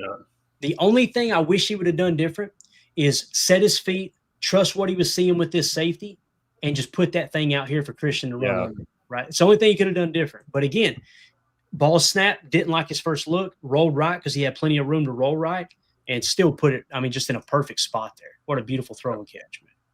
Scoot ran a great route, but the more I look at this play, man, that was MG right there, selling that all day.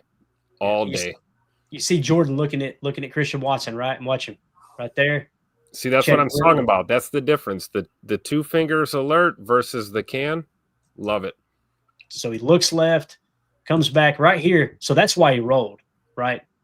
So he did make the right decision, right, Emilio? Look at this pressure breaking through.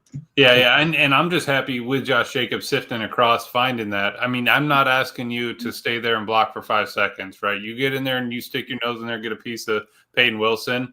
Jordan's going to make enough time. That was for him being off schedule, not way outside the pocket. That was a pretty decent wall they kind of built up there by 2 or 3 seconds in, right? He had everything to the right, wide open to do basically whatever he needed to.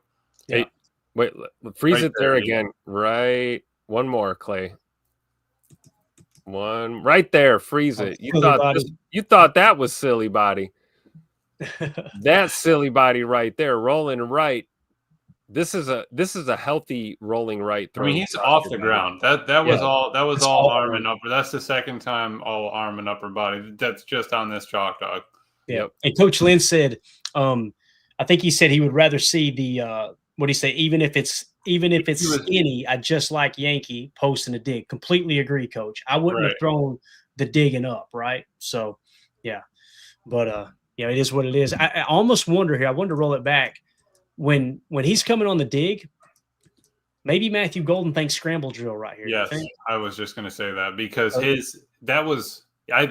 think that's exactly what it was. You know what, It Emilio? was wide open on that dig. With that safety coming down, Jordan loves that look. And I think that's why he wanted to throw that deep ball to Christian. And Matthew just said, I got to loop around here and get, peel back to the right here for my QB. Yep. And I honestly think this is a mistake by Matthew Golden. He's got to know when Jordan checked to the post, right? He's got to know now I'm running a defender right into Christian Watson, right? So it is actually a mistake. If he keeps walking across on that dig, that safety stays at home and he's not flat-footed here and getting closer to making a play on the post. That makes sense. So that's probably what happened. Scramble drill, rookie mistake. But again, just a perfect throw. Look at that, boys. That's unbelievable, man. Unbelievable. And a great grab by Scoot, man. Oh, yeah, dude. He not bad for a guy who hasn't played football in almost a year, right? Exactly.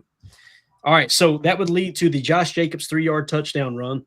Green Bay now leads 22-19. All right, let's fast forward. Fourth quarter, 14:47 left. Green Bay leading 22-19. 1st and 10 at their own 23-yard line. It's a first down sack by Micah Parsons. The play call is really interesting here, and I may have it wrong. You guys tell me what you see. I'm seeing a 4-3 jam, all right? 4-3 jam, 20 spur, cover 3 spot drop. What does that mean? Javon Bullard is playing safety on this play, and he's playing spur safety. So what you're going to end up seeing is a cover 3, and this is all spot drop. Everybody's dropping out. This is just straight zone coverage, right? Everybody underneath is going to be the same thing. Now, when we say a jam front, it's you've got a 5-man front, right? Typically a jam, all 3 are inside the tackles. I like to refer to a jam when you got 3 that are kind of covering the tackles, and then you got 2 edges outside of that. However, this one edge over here is actually Isaiah McDuffie. So that's why you got a 4-3 jam. Now, you can, if you want to call it an under, because I do think this would be the strong side of the formation, they motion that guy over, which makes him the U. So you could say this is a 4-3 under look where you're playing under the strong side of the formation. But in all honesty, it's a balanced look at this point once they motion over, right? So there's really no true strong side of the formation. They're in the middle of the field too, so you can't say field side would be strong side by default. But nonetheless, cover 3 spot drop, boys. Again, the 45-yard game we gave up, cover 1 man, right? The sack earlier was cover 6 match. So it was cover 6 zone match, right? Now you got a true spot drop coverage here. And watch the hesitation by Aaron. Play fake. Look at all these defenders, guys. This is why I love Walker, man. Great work. Great work. This is why I love zone coverage. Watch Aaron. Where's Aaron going with the football here, boys? You can get it out quick here or here, check it down. But again, it's a first down play, so it's like, hey, let's see if we can come up with something down the field. When you trigger the Packers 4-3 base, you're looking to hit a shot play on it, right? Is essentially what you're looking to do. So you're looking to get down the field, right?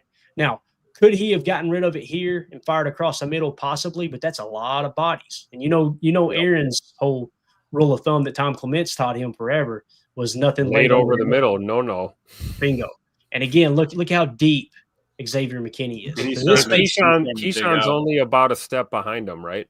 Mm-hmm. And Keyshawn can come in and make a play late. That is called coverage sack.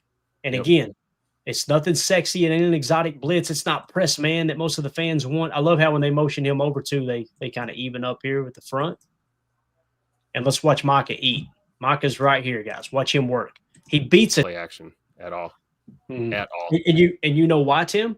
Because your eyes aren't on your work. You're not too worried about the man coverage. Because if you're in man and Jordan Reed's or Aaron Reed's man, most of the time, if it's a good down and distance, he's going to check to a run, right? Because you're more vulnerable in man against the run, right? Mm-hmm. So in that case, the fact that you're in zone, everybody's eyes are on the football. You're not looking to get kind of, okay, I got to keep a half an eye and play that fisheye technique through my man coverage to see if they're actually running. I just love zone, man. I love it. Yep. So. Spot drop too. I mean, because then you get Quay and Coop still backpedaling, pushing that dig deeper, but also eyes on Rodgers the whole time, keeping a look at it. Definitely. All right, next play, fourth quarter, 10:57 left. Green Bay leads 22-19. It's a 3rd and 4 play at Pittsburgh's 24-yard line. This is Jordan Love to Tucker Kraft for the 24-yard touchdown throw and catch. All right, we're going 11 gun, bunch nasty X, strong right, Z shift to dubs, switch pivot 7, Y angle F corner. Okay, so let's watch the motion take place. So now you're going from the bunch nasty X look. You're bringing Christian over, which, by the way, is worth mentioning. In this particular rep, you actually have Romeo playing the F, right? And you got our boy Matthew Golden playing X. So you're seeing Matthew Golden mix and match a little bit into the X position. When they shift over, now you got a dubs look, right? So the Z shifts to dubs. Mm-hmm. And we're going to go switch pivot 7, okay? So the way this is going to work, these guys are going to switch down here, all right? And you're going to have a pivot route with a 7 route. Okay, so I'm pretty sure it goes like this with the corner, okay, and then with the pivot, it's going to be they're going to kind of switch at the line, and Scoot's going to pivot back in. Okay, is essentially what's going to happen. That's a switch pivot 7. The 7 is just it's a corner route. You're going to be running a corner route there with Matthew Golden. We're going to go Y angle. Somebody called this a return route. Texas. I've always called it, a Texas. Yeah, some people call it Texas. Some people call it a return route. I've always called it an angle. When you go like it looks like a shoot route, and then you just go back in, I've always called it angle. But yeah, Texas, the old West Coast terminology with Mike Holmgren, they would run those split back sets, and they would run these Texas routes out of it. Those are also mean in college football, Clay. Get that linebacker, getting a step too far. Absolutely. So I've always heard it called, if it's out of the backfield, it's Texas. Okay. If it's from the line of scrimmage, it's an angle. But I've also heard people say out of the backfield, they've called them angle routes. I try to mix and match and call them both, to be honest with you, just so you get a good, again, everybody's lingo is a little bit different. And then we're going to go F corner here. So the F, Romeo Dobbs, is going to run a corner route. All right. And the T, I'm not sure what the T does here. I don't have it listed. He may stay safe. He may swing out. But again, the play call, 11 gun, bunch nasty X, strong right, Z shift to dubs, switch pivot 7, Y angle, F corner. And you guys know what happens here. We're going to Tucker Kraft underneath. Watch this matchup right here. Just key in on these two right here. Okay. And again, man coverage is what got this defense cooked all day long. Yeah. Watch Tucker start outside and watch that guy that's covering him. Bounces out. Look at that separate. You kidding me, dude? So now out by Rome. Yeah, I was just going to say, great work by Rome to just run across his face right there and just take him out of the play. And watch the safety. He's streaking. He knows, oh, crap, probably going to be a deep route over here. Let me get over and help with Romeo Dobbs, right? And look at all this space you got here over the middle of the field, man. And look at Jordan right now. Ball's already out, right, Tim? Yeah, or he was already poised to step in and rip that one right there. Bam. Top of the drop, release, right on the money. I love it. Yeah, look at Christian celebrating. He knew it right off the bat, too. So unselfish for Rome to run that route like that, too. Yeah, over the top of Tucker's man and in front of his man, then bot there. You're asking a lot. Absolutely. All right, so now we're off to the races, right? Fourth quarter, 9:45 left. Green Bay leads 29-19. This is a 3rd and 17 play from their own 18-yard line. And this is the Rashawn Gary sack. And surprise, surprise, boys, it's zone coverage again. All right? So we're going nickel 3-3-5 Joker 1. All right. I think it is actually a cheetah package. I just didn't put it in there. I forgot. So you got another cheetah Joker 1. We're going TE left. All right. So essentially with the TE left, Carl Brooks is going to blast out here. And then you're going to have Rashawn Gary work back inside, right? Just like we did earlier today or earlier in this game. So nickel 3-3-5 Joker 1. The Joker, of course, is number 1, Micah Parsons, playing that stand-up backer in the 3-3-5. And we're going to go Tampa 2 here. The Tampa 2, it's going to be Quay covering the seam, okay? So with Tampa 2, you're typically looking to match the 3. If the 3 goes vert, you cover the seam. If the 2 goes vert, sometimes there's 2 different calls. Well, there's multiple calls, but sometimes this guy will carry and Quay will just lurk, right? Or Quay will pick him up and this guy will lurk underneath, right? So what Quay's looking to do is he's going deep third, deep half here, right? So again, nickel 3-3-5, Joker 1, TE left, Tampa 2 with the Tampa 2 backer being Quay. Let's watch it unfold here. Watch the coverage. So look what Quay's looking at here, right? So Quay's watching. The 3 didn't go vert. The 2 does. So he's picking him up. See it? So now he's watching Aaron too, which is amazing. He's watching 2 things at one time. I love it. Yep. And again, look at the coverage, man. Look at the leverage you got everywhere across the field. Is this DK right here, Emilio? Kind of hard to tell. Yes. That's DK. Yeah, it is. Yeah, it is. Oh, you know how we've been bracket. You notice every play that we've shown, Xavier McKinney is on DK's side of the formation. Over the top. Yep. It's like they bracket covered him with it. You know, we talk about if there's 2 receivers, you play triangle. If there's 3 receivers, you play box. In this case, there's really just 1 and you're playing triangle. Look at that. Look at that coverage around DK, boys. I love it. And you know Aaron's just looking to hit him. He's like, oh, mighty. So he's already trying to scramble, right? Right. And all he's got at best is 2 checkdowns here. You check them down and you're 10 yards, 8 yards. Still not getting there. It's what, 3rd and 18? So So Aaron's just going to try to make something happen, right? And of course, Gary, this is just unbelievable. I love this sack right here. And the fact that they're still trying to go to empty chips just to try to control a 4-man pass rush with only 3 down. Again, you're holding way too many hands up for the amount of guys on the line of scrimmage. That's why Clay, I live in 3-3-5 in college football, man. You get 3, you get them, you double team here and there. You get a backer through a gap, and Micah can go anywhere he wants. I think Hafley's going to start leaning into that as the season goes on. So let's watch Aaron's stripe here. See him look right? He's looking at DK and he goes, there's 3 damn bodies over there. Yep. Right? So watch him. Now it's okay. Here comes Micah. Micah washes out. So Aaron thinks, I got to get upfield. All right, let me get up. Let me step up in the pocket. Look who's looping back around right here, boys. Right? Now watch Gary. Gary's being double teamed here. Watch Gary. It's just great. It's just a hell of a performance, boys. And you got to have that. Rashawn's got to make that play there, because if Aaron does step up, chances are maybe he does hit that check down, and now you're looking at 4th and short or something, you extend the Right. drive potentially. Rashawn gets home and the rest is history. Yeah, Definitely a coverage sack for sure. Like exactly, Tim, because this or that sack compared to last year where we went, That throw. that was on Sorrell a little bit too. Like you said, Yep. Clay forced him up and in just because you kept contained. Even though it's Rodgers, you still got to keep gap integrity a little bit. Absolutely, you got to, man. Because he's looking to create those second and third windows to throw, right? It's not so much of him just tucking it and running, obviously, but yeah. All right, next play, fourth quarter. Hey, we just got 3 left, guys. We're almost done. Fourth quarter, 8:56 left. Green Bay's leading 29-19. 1st and 10 from your own 44-yard line. This is Love to Christian Watson. The play call, 12 ace nasty, Trey Wright. Okay, so again, 2 tight ends. There's your 1 running back, your Trey Wright. Now, we're going to shift to Z wing, Emilio. Look at our boy in the wing. See Come him? on now.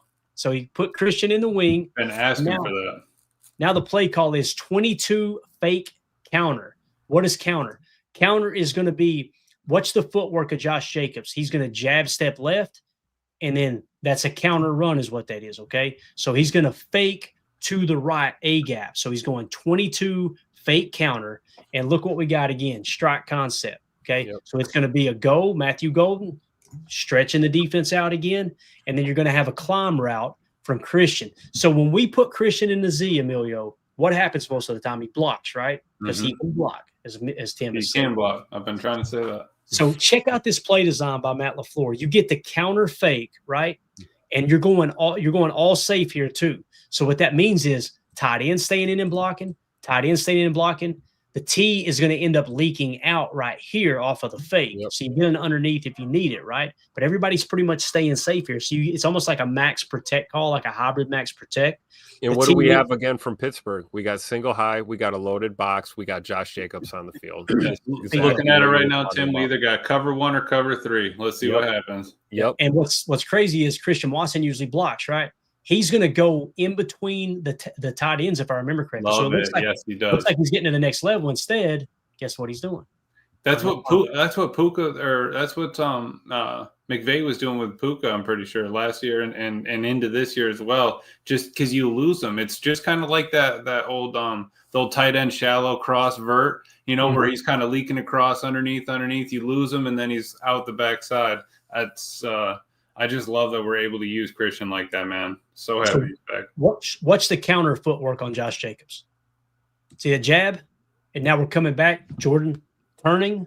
So you get look at the defense. Look at everybody. Would you call that a misdirection, Clay, because there's no pulling, or would you still call it a counter? See, I've always heard it called counter footwork. Okay. Right? Yeah. Misdirection is probably the proper term, but we never said misdirection footwork. It was Right, always yeah, counter yeah. footwork. Yep. Right. So yeah, you're right. With a counter, typically you've got a backside puller, right? And misdirection, correct me if I'm wrong, misdirection is usually everybody's just straight blocking, right? And it's just misdirection footwork. So Coach yeah, says that they call this play traffic. there you go. It's beautiful, man, with the strike concept, dude. Again, stretching it out. And look at Christian. Christian looks like he's blocking, does he not? Look at this guy. Oh yeah, he's in there. He's in the scrum. Look at Peyton wants to get right in there. Look Oh at every- boy. Look at where everybody's at, guys. I mean, they're just I was going to say, is that Patrick Queen again? Biting down hard. Mhm. And look, you got 3 deep, right? Deep. And guess what's going to happen? You got all these guys to bite right here on the play fake. Look at this. Look at the middle of the field. Okay, Yep. Madden. And then you do this, right? Then you go here, here, and you go nose, right? And you get the face. And you gotta put a lung dart in there, a little smoke There we rolling go. off of it. You know what I'm saying? Love So it. anyway, watch Christian. Look at Queen. Queen don't even know who the hell he's covering. He's just going, I gotta get this. He was I was Watch going to say, 55 right here. shout out Tupac LaFleur on that one, man. Watch 55 when Christian slips through. I honestly think he tried to throw a left arm out there to stop him, and he realized that he said, "Oh no." It's exactly what that's the oh no train. Look at everybody. He's like, oh crap, guys, we're in trouble. Look, I'm gonna go cover the flat over here. That was my job anyway. I'm not even supposed to be over here.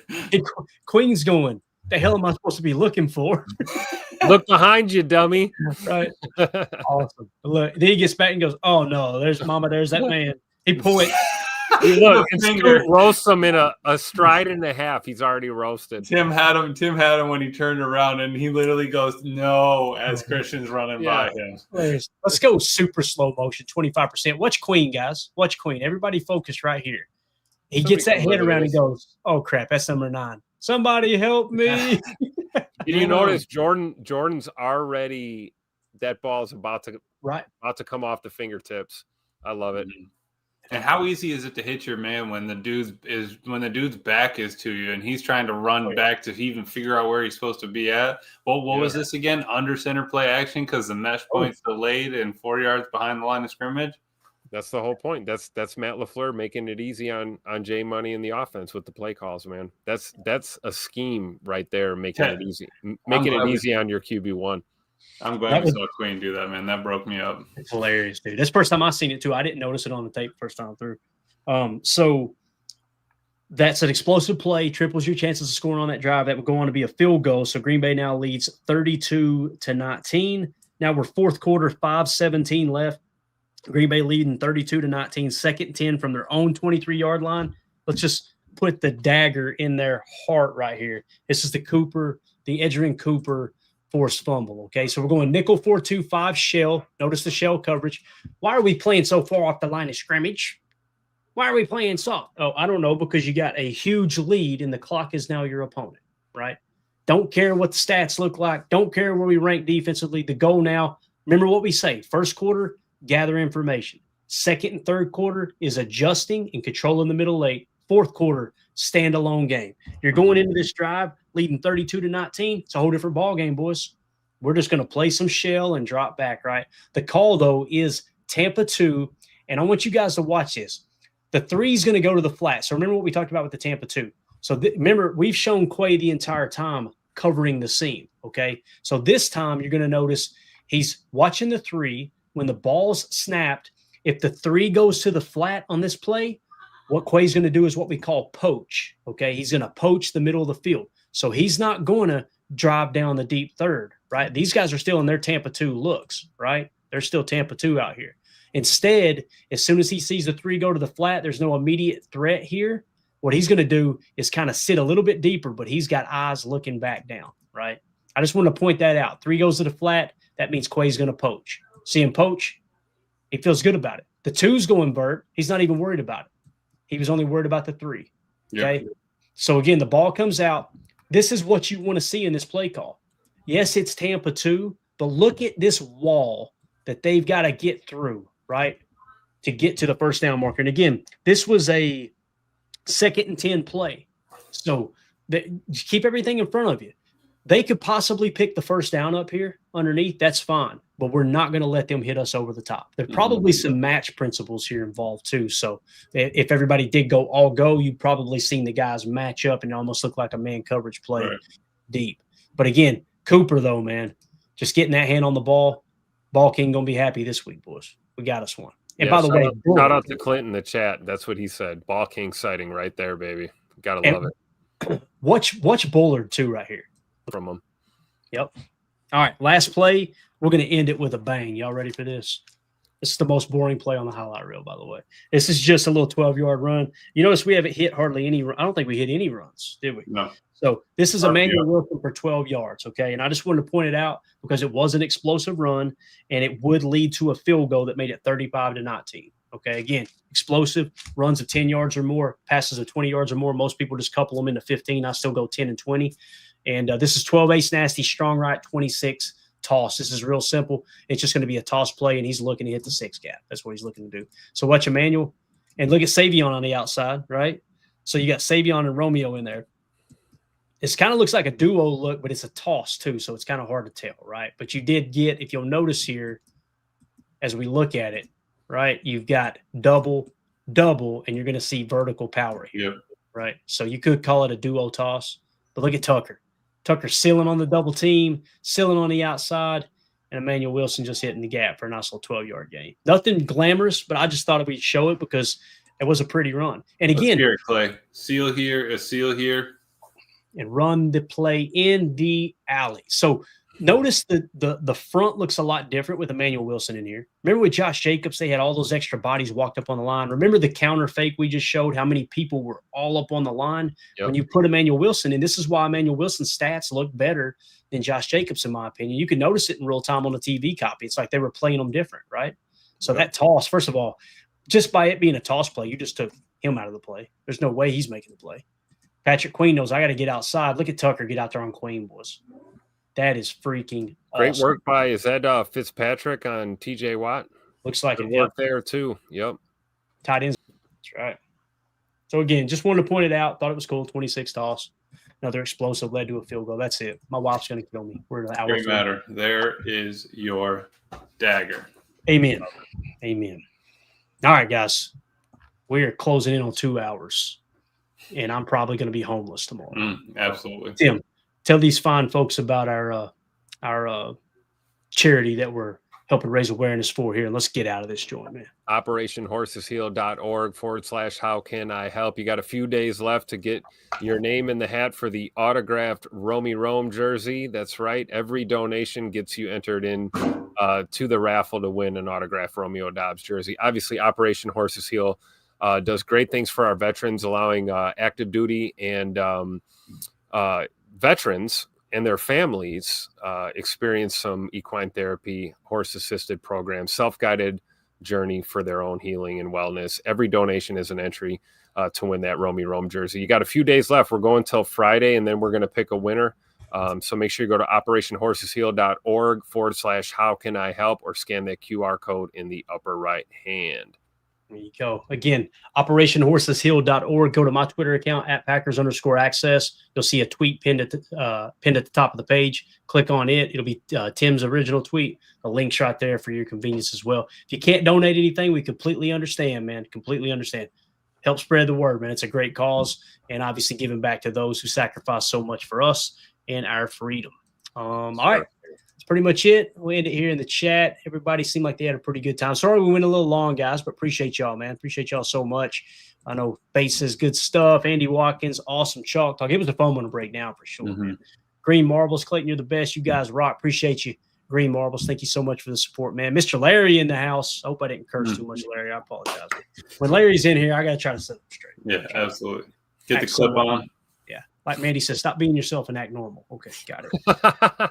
He said, love the chalk talks. Thanks, guys. Go Pack Go. Thank you, Larry. Appreciate you so much, buddy. So, yeah, thank you, Mr. Larry. Mr. Larry donated to Operation Horses Heal. Appreciate that. You. Not surprised at all, man. Yes, he's sir. Man. So thank you all so much. We appreciate everything, the support. The latest numbers, guys, we have 25,000 people watching on a regular basis. The problem is we're only at, 60? We're closing on 6,500 subs, I think. Listen, we're blessed to have them all, but there's so many people. These are returning viewers is what the numbers are showing. So people are coming back and watching the channel, but they're still not subbed, right? You can do whatever you want. But when you hit that sub, what it does, along with the like button, it lets the algorithm know, hey, these guys aren't complete morons. At least two of them are. One is. He's right right now. So, but anyway, it helps with the algorithm. So if you want to help the show out, it doesn't cost a dime. Smash that like, hit subscribe, and we appreciate everybody's support. We'll see you tomorrow, 6 p.m. Central for PTA Live. We're going to turn the page. Bob Seeger, shout out. And we're going to start to look into the upcoming matchup against the Carolina Panthers, which I'm going to go ahead and tell everybody, do not overlook the Panthers. They got some good parts on that team, but it's going to be awesome to be back at Lambeau. Is that a 1 o'clock kickoff, Tim? 1 Eastern, 12 o'clock Central, 1923 throwback game. Shout out to Buckets Goldenberg. We need you to dress up like a fan right here. Boots on the ground. So it's going to be awesome, though, man, back at Lambeau. Oh, yeah. Daylight savings time, or, it goes into effect. So the shadow going to be a little bit further across the stadium for the 1 o'clock kickoff. Oh, it's going to be gorgeous, man. Packers already changed the profile picture. It's game time. Let's go, baby. We're going to party like it's 1923. Let's go. Oh, man. And listen, if you go to the game, get the beer and the brat. You deserve it, okay? Scared money don't make money. All right, Coach. Get the beer and the brat. So make sure you get cheese curds, too.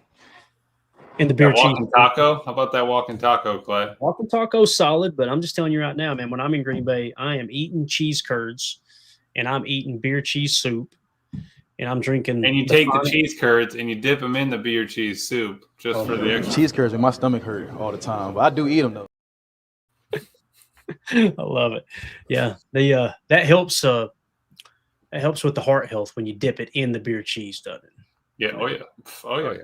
For sure. I put on like 8 pounds every time I go to Green Bay, man. Every time, dude. People know how to drink and eat. It's unbelievable. So, all right. Appreciate everybody. Thank you so much. Have a wonderful evening. We'll see y'all tomorrow. We'll start to dive into the Panthers tape. Have a good night. Bye. There we go. Nice. Bye, guys.